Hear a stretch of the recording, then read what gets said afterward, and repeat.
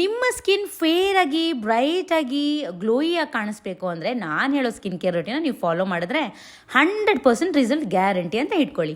ಮೊದಲನೇದಾಗಿ ಎಥಿಗ್ಲೋ face ವಾಶ್ನ use ಮಾಡಿ, ತುಂಬ ಚೆನ್ನಾಗಿದೆ.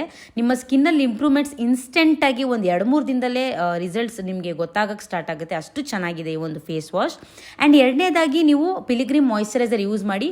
ಇದು ಹೈಡ್ರಾ ಗ್ಲೋ ಮಾಯಿಶ್ಚರೈಸರ್ ಅಂತ ಹೆಸರು ಹೇಳೋ ಥರನೇ ಸ್ಕಿನ್ನಿಗೆ ತುಂಬ ಚೆನ್ನಾಗಿ ಗ್ಲೋ ಕೊಡುತ್ತೆ, ಫೇರ್ ಮಾಡುತ್ತೆ ಅಂತಲೇ ಹೇಳ್ಬೋದು.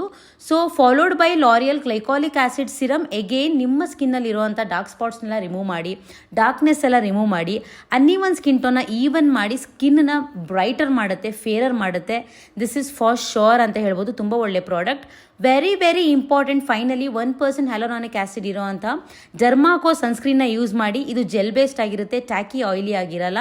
ತುಂಬ ಒಳ್ಳೆ ಪ್ರಾಡಕ್ಟ್. ಡೇ ಟೈಮಲ್ಲಂತೂ ಸನ್ಸ್ಕ್ರೀನ್ನ ಮಿಸ್ಸೇ ಮಾಡೋಕ್ಕೆ ಹೋಗಬೇಡಿ. Thank you so much. Comment for links. Bye-bye.